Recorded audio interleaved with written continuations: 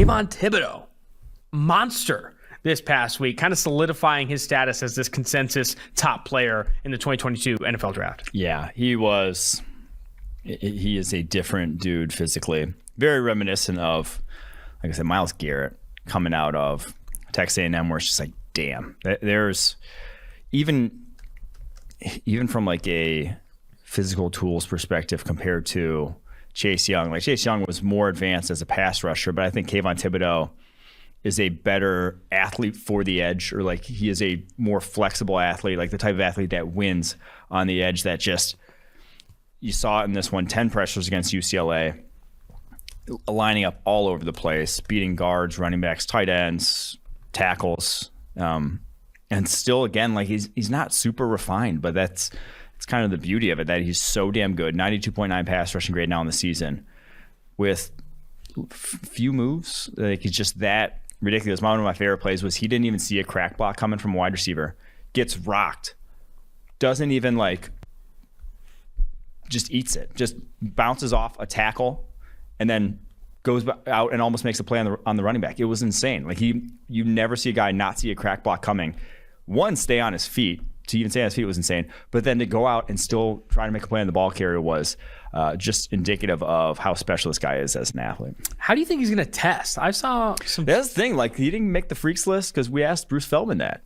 And he said, Oregon had other guys that tested better. And I was like, oh, shit, really? Like, now, again, testing isn't necessarily everything, but I bet he'll have some number that's like, oh, okay, that's wild. That's different for a guy 6'5", 258. Whether it's his 3-cone, because 3-cones aren't sexy, but I do think he'll run a pretty good 3-cone. Want to move to now Nevada's Carson Strong. Sexy to me, damn it. What? Said they're sexy to me, damn it. They're sexy to me, damn it. Especially the Devils 3-cone, the 6'6" 3-cone. If he puts that up. You have to love to see that. Carson Strong and Romeo Doubs, the quarterback and wide receiver for Nevada, also on your risers list here. Carson Strong against Fresno State in a loss. I'll say that, in a loss. Went 49 of 61 for 476, 4 TDs, and a pick. And then on the receiving end, Romeo Doubs, 19 receptions. Yeah. 19 receptions for 203 yards and a touchdown.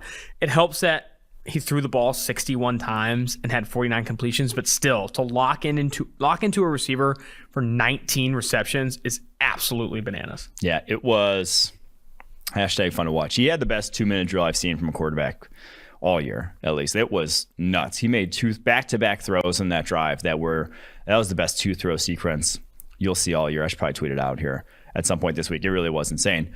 The arm talent on full display. Now, Fresno State's D, whatever, but they've played well against Oregon, UCLA this year. Like, it's not a trash defense for, group of 5 competition. So, yeah, Carson Strong, still, like I said, kind of an arm talent project, probably a second round type of guy, but that was good. That was good football.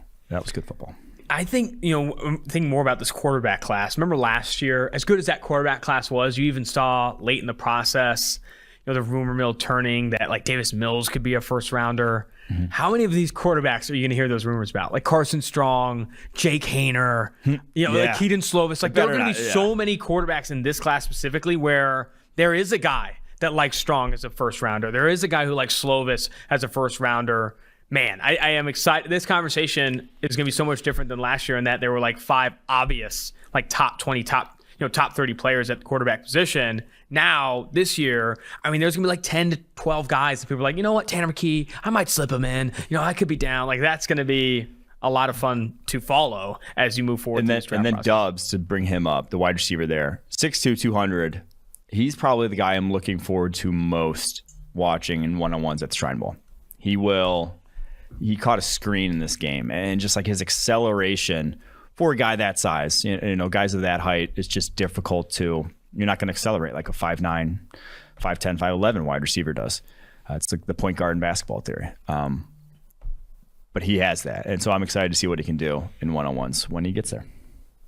On to Weidemeyer here. He is the Texas A&M tight end. He's another riser on your list. And a bludgeoning of the Gamecocks. Texas A&M won 44-14. Weidemeyer caught 4 for 73 in this game, or 75, and 2 touchdowns. He, one of those dudes in a deep tight end class, maybe not top heavy, but a deep tight end class loaded with Weidemeyer, Trey McBride, etc. Isaiah Likely of Coastal Carolina too. Yeah, so he's been in the mix for tight end one, and I think it's him and Trey McBride right now that I would put as the two most likely candidates. I think Isaiah Likely, I'd say Likely, and then Isaiah Likely is kind of just not the guy I'm going to prefer in that trio. I like him, but your tight end one, the guy you're going to draft, as to make that guy, if you're really going to draft a guy in second, third round, you want him to be an inline blocker, and I just don't quite see it for Isaiah Likely yet. Not that he's not willing, I think he is, but he's 240 pounds. Looks like a wide receiver. And so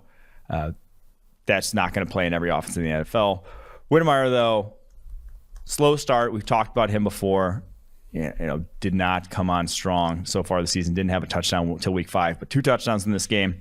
Showed it after the catch on one, and then had a great post route where he shook a safety on the other. A legit inline dude at 6'5", 255 has that to his game to where it's a debate between him and Trey McBride right now between who would be tight end one.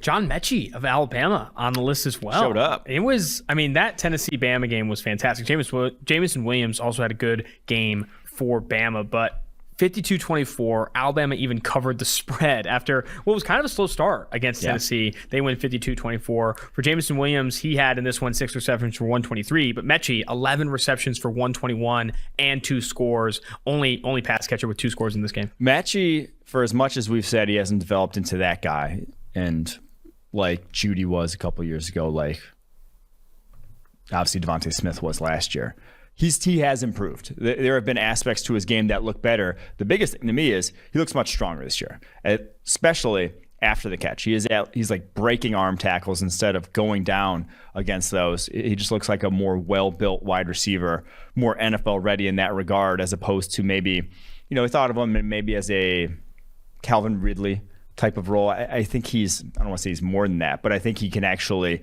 be the guy you throw screens to, whereas I don't think Calvin Ridley's doing much with a lot of screen touches. I think he can actually be a guy who, after the catch, can produce as well. 17 broken tackles so far this year after only 5 last year. So a different guy strength-wise, even if the production numbers haven't been out of this world like we were hoping they'd be. Kyler Gordon, the Washington corner, a guy that... The other Washington. Yeah, other Washington corner. I don't think he doesn't get talked about enough in what is a very good cornerback class. But Kyler Gordon, opposite of McDuffie, has been phenomenal. Also another really athletic player, guy that Jimmy Lake has developed amazingly. This past week, 0 receptions allowed on 5 targets. 2 weeks in a row. Hasn't allowed a catch. The movement skills of these two dudes at Washington are insane. They're not maybe they're not that long NFL mold, either of them, I wouldn't say, but they both have ultra smooth hips. Both are really explosive, great balance. I'm big fans of both of them. And you look at the numbers this year, with 13 to 28 targets for 179 yards all year long. He has been excellent on the outside for the Huskies, and he's going to go to the combine test off the chart. So Kyler Gordon, maybe not a day 1 corner, but he's a day 2 corner for sure. Kenny Pickett on this list. He's a big riser for everyone who's following the draft or even college football this year. They beat Clemson at home 27-17. I don't want to focus too much on DJ Uiagalelei, who has not lived up to expectations I don't this either. year. Went 12-25 for 128 and 2 picks in this game. But Kenny Pickett. We were going to interview Big Dave, and we're just like, it's not going to be good content. It's not a good anymore. Conversation this year. It's not going to be good content. The first question is, what the fuck we're going to go to Louisville, interview Big Dave. We had talked to him already, and now he got benched. Yeah.